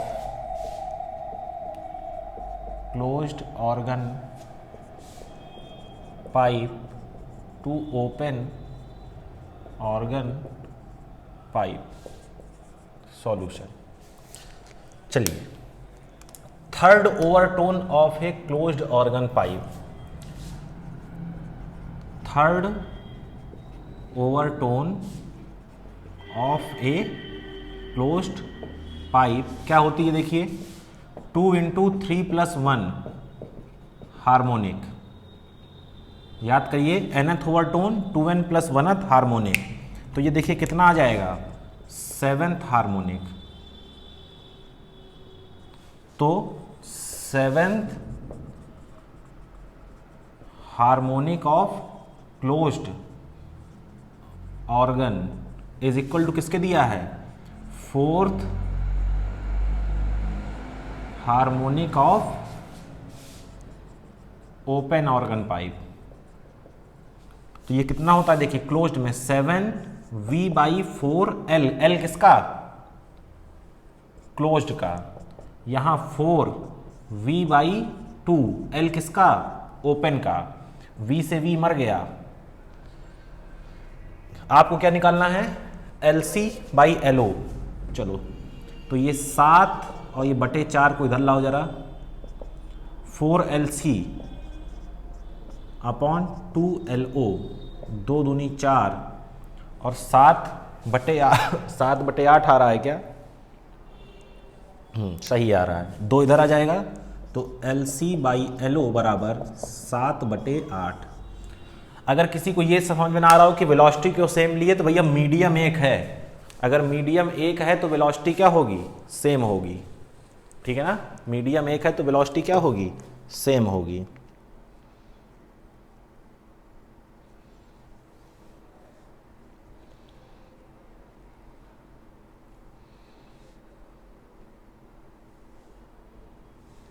चलिए इसके बाद एक क्वेश्चन देखते हैं, 2014 में आईआईटी में पूछा गया है। बहुत ही सिंपल क्वेश्चन, बहुत ही सिंपल।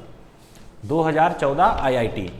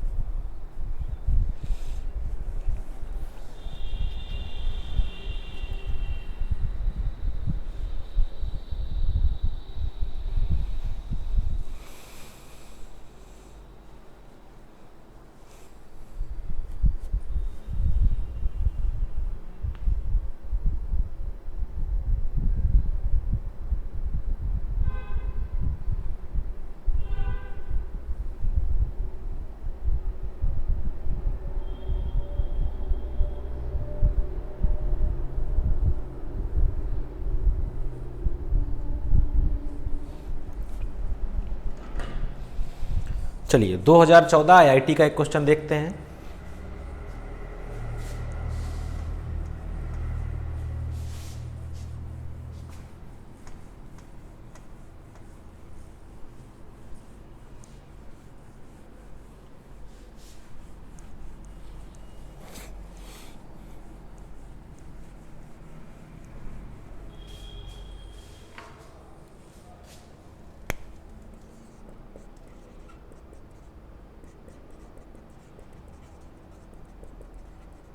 जेई मेंस, क्या मस्त लप्पू जहुआ क्वेश्चन दिया था, देख लीजिए जरा।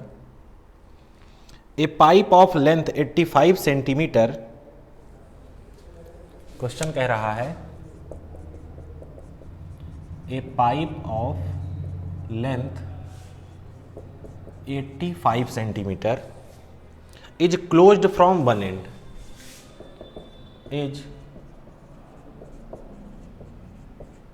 Closed from one end, find the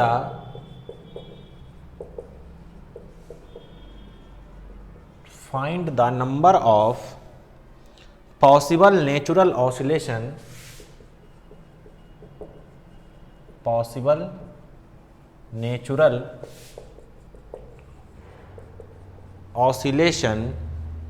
of air column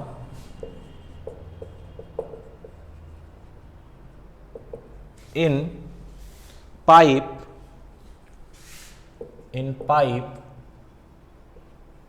whose frequency lies below 1250 hertz. Option है आपके ए बी सी डी, जो ऑप्शन दिए हुए हैं वो हैं 12 8 6 4, 12 8 6 4।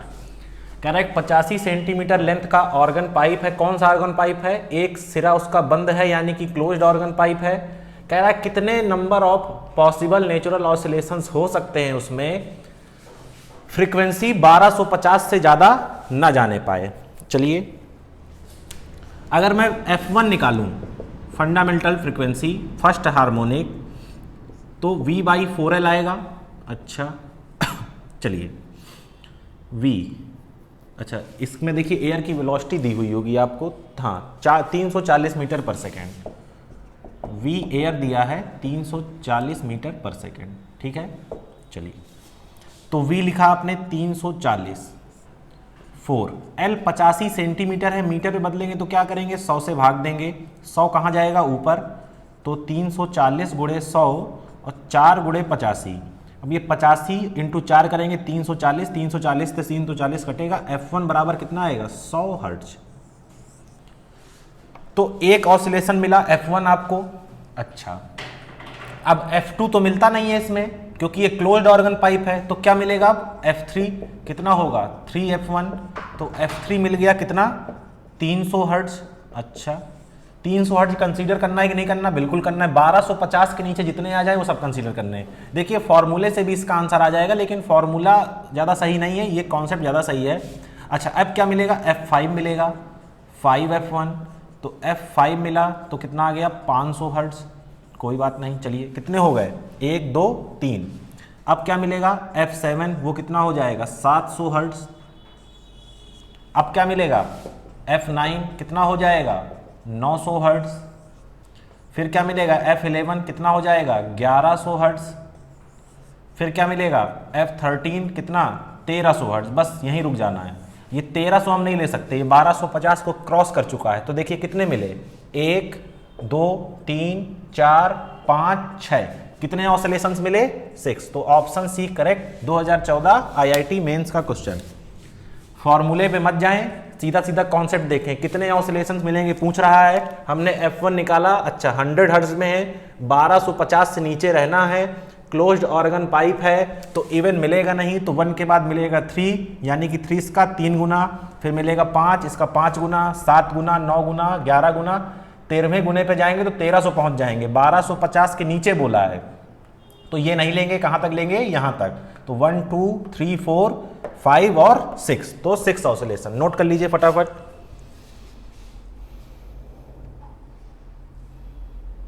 अभी सर थोड़ी देर और चलेगा।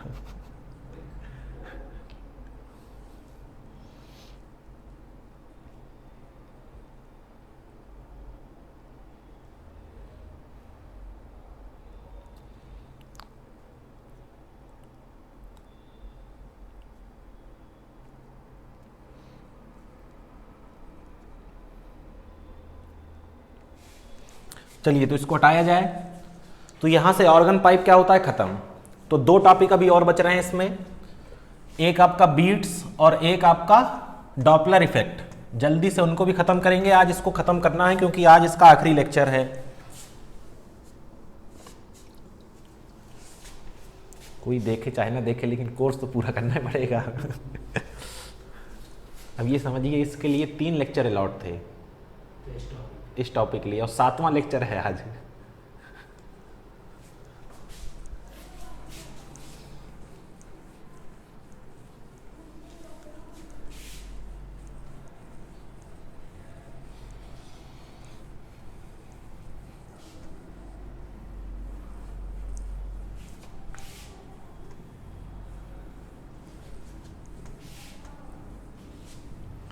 क्या है नेक्स्ट टॉपिक हम लोग का? बीट्स।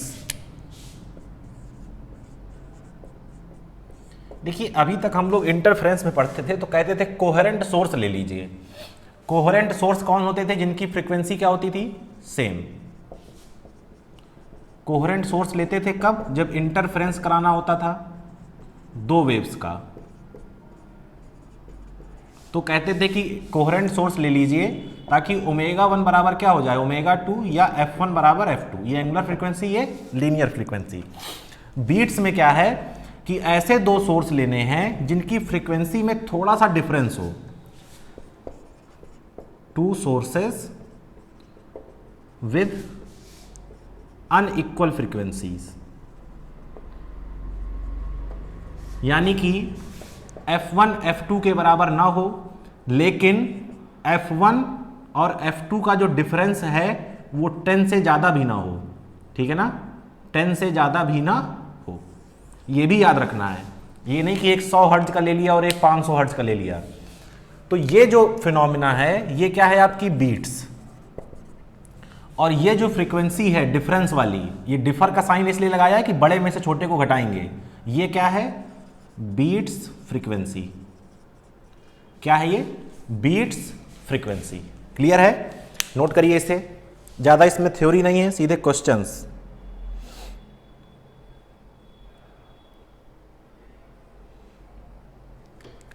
बीट फ्रीक्वेंसी को आप डिफाइन कैसे कर सकते हैं? Number of beats per second. Frequency क्या होती है? पर सेकेंड में होने वाले ऑसिलेशंस। तो बीट फ्रीक्वेंसी 1 सेकेंड में जितने बीट्स आपको मिल रहे हैं।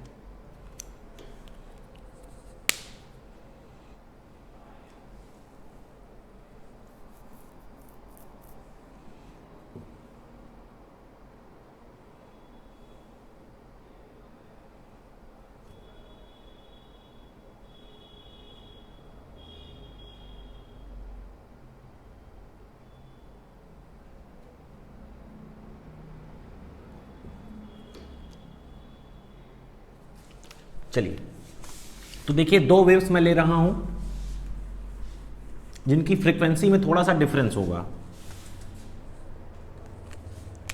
तो मैंने एक लिया y1 बराबर, एम्पलीट्यूड सेम रखना है, a sin ω1 t kx लेना है या नहीं लेना है, दोनों चीजें आप कर सकते हैं, लेना चाहें तो ले लें। ω1 t minus k1 x, y2 ले लीजिए, तो a sin अब ω2 t minus k2 x, super position कराइए, y बराबर y1 प्लस y2 हो जाता है। तो y बराबर a साइन, a को मैं कॉमन ले लूँ एक साथ, तो क्या बचेगा? ω1 t माइनस k1 x, और क्या बचेगा प्लस का? Sine ω2 t minus k2 x, sine c plus sine d, sine c plus sine d, 2 sine c plus d by 2 minus cos c minus D by 2। तो y net, ये क्या है? y net. तो 2 को बाहर लिख लिया, तो a पहले से था 2a sign c plus D करेंगे आप, तो देखिए ये k1 और k2 कट जाएंगे, हट जाएंगे। ठीक है ना? तो यहां पर आपको मिलेगा ω1 प्लस ω2 बाई 2 और t, और कॉस में मिलेगा आपको ω1 माइनस ω2 t और बाई 2। क्लियर है? तो जरा कॉस वाला पहले लिख लीजिए,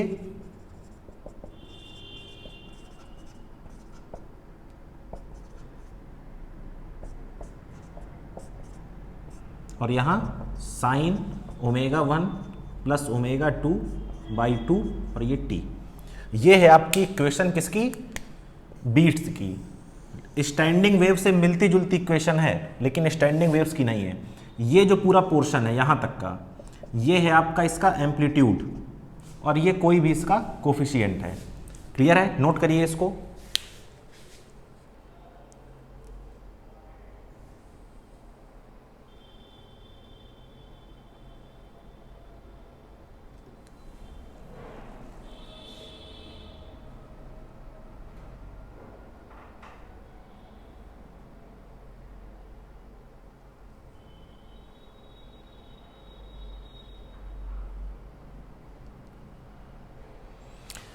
अब देखिए बीट्स, दो अलग अलग आपको फ्रीक्वेंसी के साउंड सुनने को मिल रहे हैं तो दो चीजें हो सकती हैं, कहीं पर दोनों जुड़ जाएंगे तो साउंड काफी तेज सुनाई देगा। इंटरफ्रेंस में क्या होता था, यही तो होता था, मैक्सिमा और मिनिमा। कहीं पर दोनों घट जाएंगे तो साउंड क्या हो जाएगा, मिनिमम हो जाएगा। तो वही हमको मैक्सिमा और मिनिमा अब देखना है। तो देखिए ये एम्पलीट्यूड है आपका,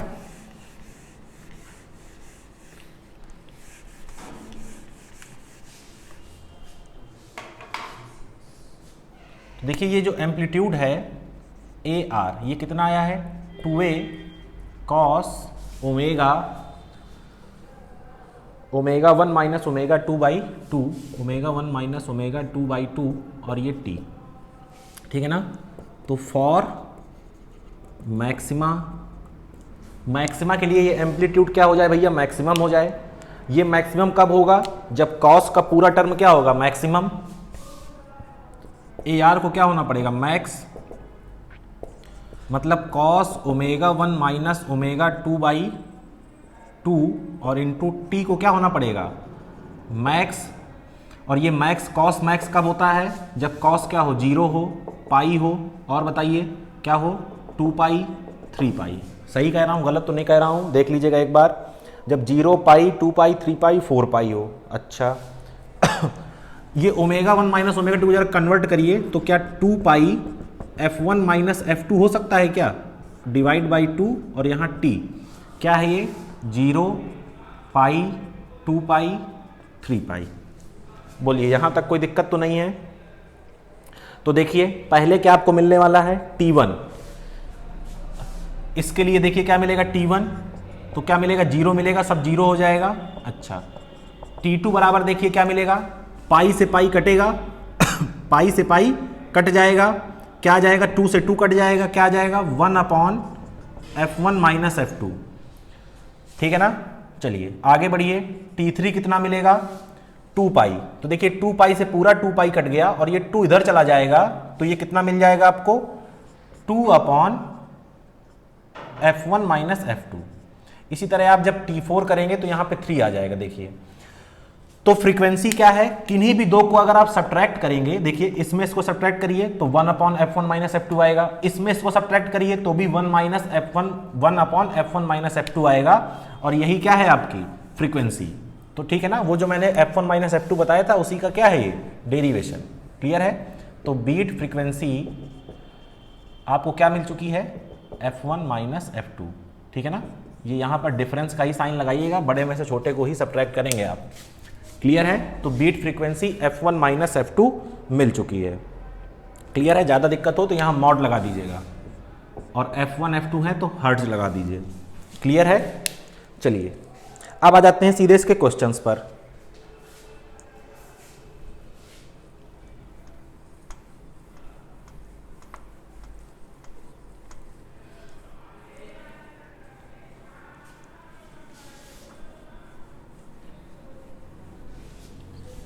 चलिए देखिए क्वेश्चन क्या कह रहा है।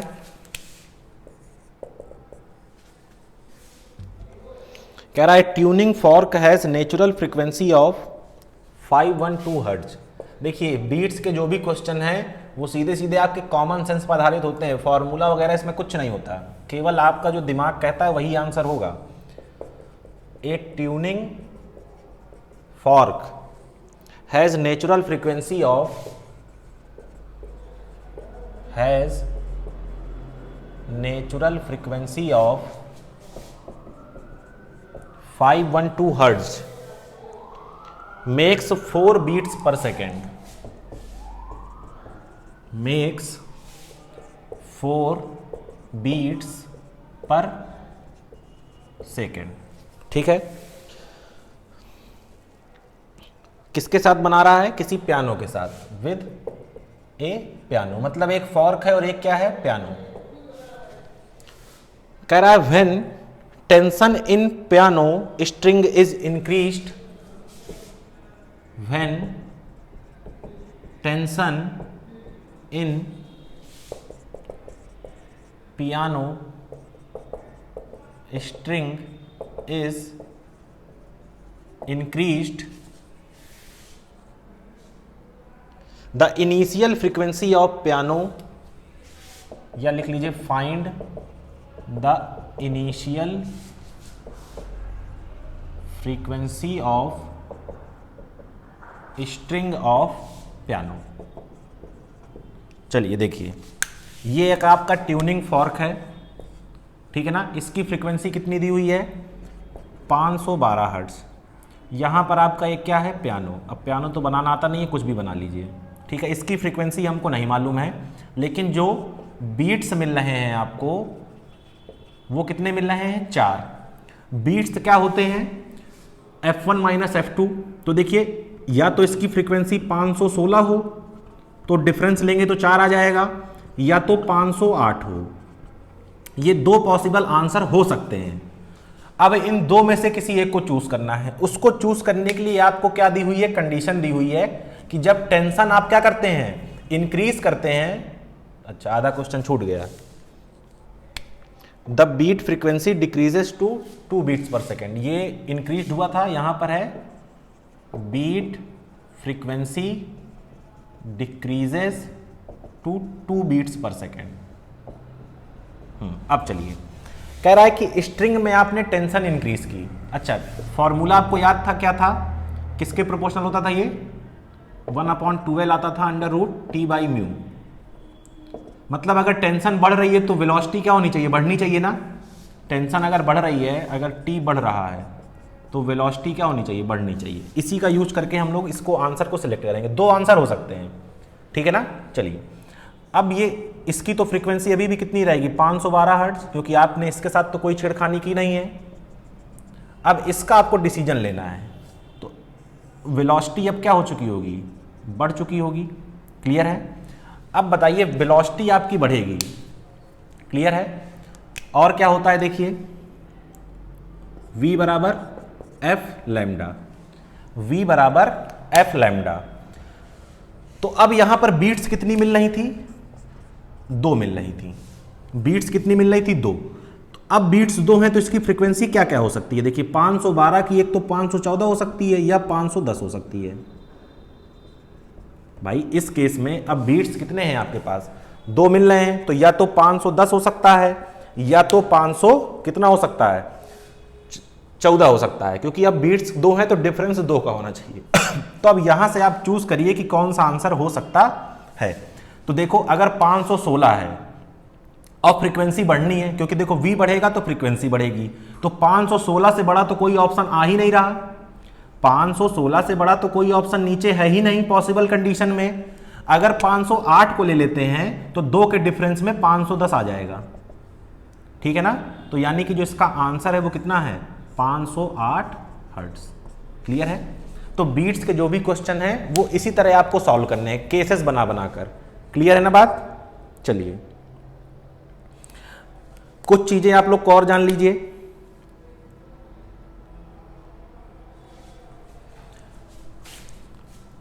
ये इस क्वेश्चन का नहीं, अलग है। If A fork is loaded with wax, question में कहेगा कि किसी फॉर्क के ऊपर वैक्स लगा दी, तो देखिए ध्यान दीजिएगा कि फ्रीक्वेंसी जो है वो घट जाएगी। अरे उसके ऊपर तुम वैक्स यानी कि मोम लगा दोगे तो भारी हो जाएगा, तो धीरे धीरे ऑसिलेट करेगा, तो फ्रीक्वेंसी क्या कर देगा? कम कर देगा। तो फ्रीक्वेंसी घटेगी, कितना घटेगी? ±5 हर्ट्ज, ठीक है ना, मतलब -5 हो जाएगा। और अगर क्या कहता है? If A fork is scraped, scraped का मतलब छील देना, परतें निकाल देना, तो क्या हो जाएगा? हल्का हो जाएगा, तो फ्रीक्वेंसी क्या होगी? बढ़ जाएगी। तो ये बढ़ी और घटी फ्रीक्वेंसी का डिफरेंस कितना आने वाला है, ±5 हर्ट्ज। इस तरह के क्वेश्चन में याद रखिएगा। इतना समय मेरे पास नहीं बचा है कि मैं वो भी क्वेश्चन करा पाऊँ। अब आ जाते हैं सीधे डॉपलर इफेक्ट, जो कि आज का लास्ट टॉपिक है। क्लियर है?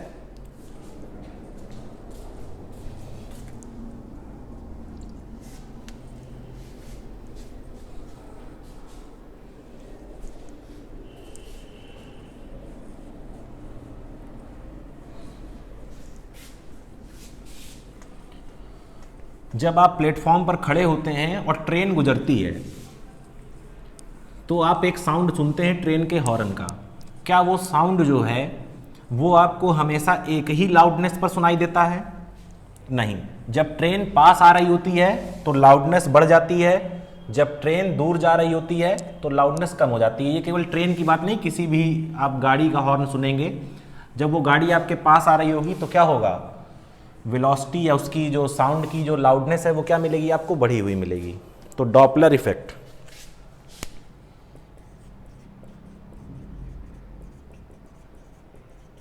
डॉपलर इफेक्ट दो देखिए यहां पर चीजें होने वाली हैं, एक तो सोर्स और एक ऑब्जर्वर। सोर्स वो है जिससे साउंड निकलेगा, जिससे साउंड निकलेगा। ऑब्जर्वर वो है जो साउंड सुनेगा। और डॉपलर इफेक्ट तभी आ सकता है जब इन दोनों के बीच में क्या हो, रिलेटिव मोशन। रिलेटिव मोशन जानते हैं, इसको रेस्ट में कर लीजिए, इसको मोशन में ले आइए, इसको रेस्ट में कर दीजिए, इसको मोशन में ले आइए, या इन दोनों को मोशन में ले आइए लेकिन डिफरेंट डिफरेंट वेलोसिटी के साथ, ताकि कुछ रिलेटिव वेलोसिटी निकल कर आए। तो होता क्या है कि जब सोर्स और ऑब्जर्वर रिलेटिव मोशन में होते हैं तो जो ऑब्जर्वर इसका जो साउंड, इसकी जो फ्रीक्वेंसी देखता है वो रियल फ्रीक्वेंसी ना होकर उसमें कुछ चेंज हो चुका होता है। ठीक है ना? जैसे आप लोग लिखेंगे इसकी डेफिनेशन तो लिख सकते हैं, when there is relative motion between source and observer the frequency of sound heard by observer is different from actual frequency. ये जो फ्रीक्वेंसी सुनेगा ये इसकी एक्चुअल फ्रीक्वेंसी से कुछ अलग होगी, हो सकता है ज्यादा हो सकता है कम हो। इस घटना को क्या कहते हैं, डॉपलर इफेक्ट। डॉपलर एक साइंटिस्ट का नाम है, ठीक है ना, डॉपलर इफेक्ट। तो चलिए इसके केस देख लेते हैं। एक बार जब सोर्स रेस्ट पर है और ऑब्जर्वर मोशन पर है, सोर्स किस पर है, रेस्ट पर, ऑब्जर्वर किस पर है, मोशन पर। तो first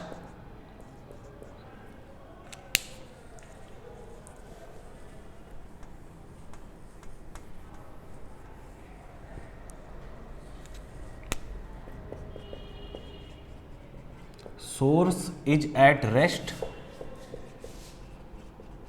observer is at motion.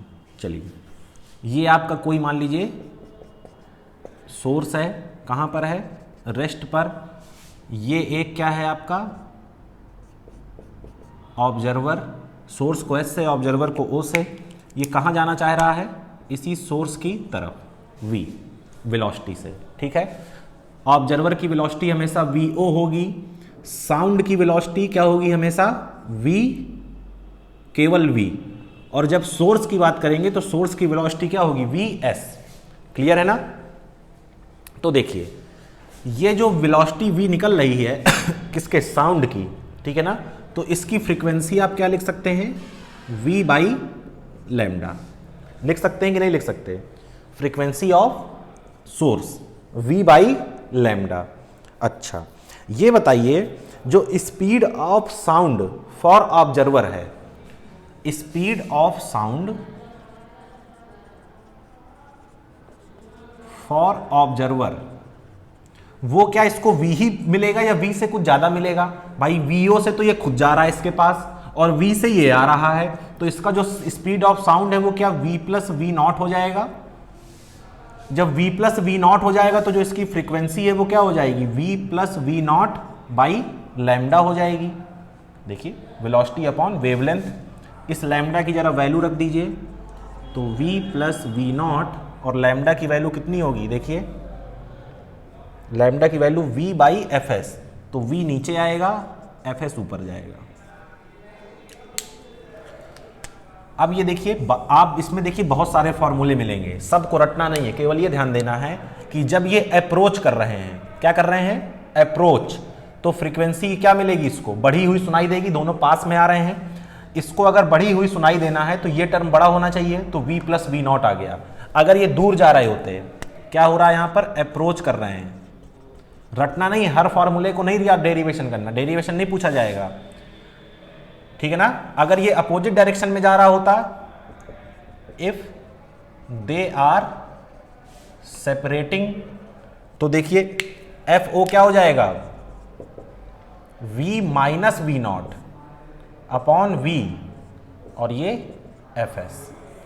भैया एफ ओ को कम होना है ना, कम होने के लिए टर्म को क्या होना पड़ेगा, न्यूमरेटर को क्या होना पड़ेगा, कम होना पड़ेगा, इसलिए क्या कर दिया, माइनस कर दिया, ठीक है ना। अगर अप्रोच कर रहे हैं तो प्लस, अप्रोच नहीं कर रहे हैं तो माइनस। अब इसी का जस्ट अपोजिट होगा जब ऑब्जर्वर रेस्ट में होगा और सोर्स मोशन में होगा, जस्ट अपोजिट होगा, ध्यान दीजिएगा, इसी का जस्ट अपोजिट।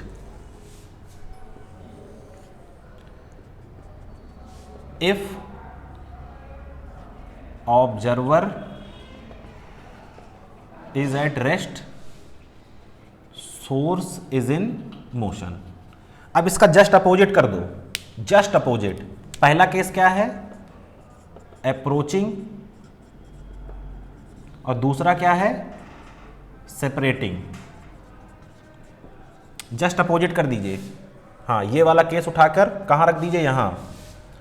तो एफ ओ बराबर, इसका डेरिवेशन है, डेरिवेशन नहीं करा रहा हूं मैं, एफ एस, और ये केस उठाकर यहां रख दीजिए, एफ ओ बराबर V minus V naught by V और एफ एस, ठीक है। एक को तैयार करिए, बाकी अपने आप बोनस में तैयार हो जाएगा। एक चीज देखिए और इसमें रिवर्स करना था, वो न्यूमरेटर और डिनोमिनेटर को रिवर्स करना था।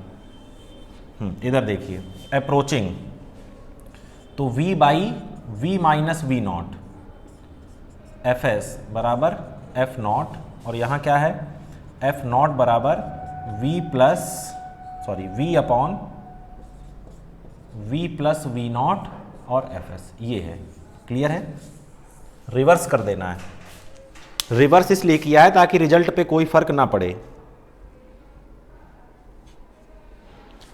अच्छा, जब दोनों मोशन में हो, तीसरा केस देखिए,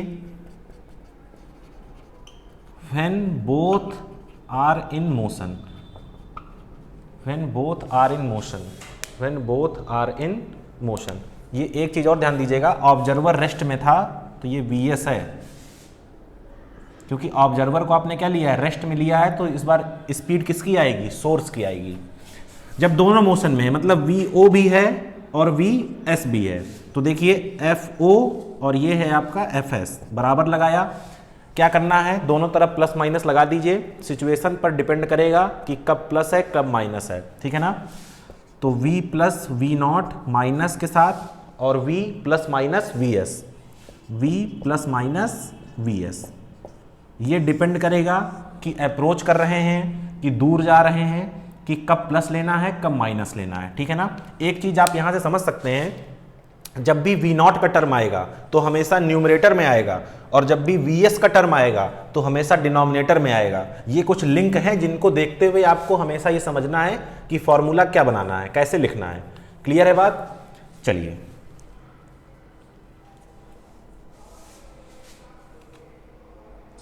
इसके क्वेश्चंस आप लोग खुद कर लीजिएगा, इसमें बहुत सिंपल क्वेश्चन बनते हैं। अगर कोई क्वेश्चन ना रहा हो तो व्हाट्सअप नंबर आपके पास है ही, आप उस क्वेश्चन को पूछ सकते हैं।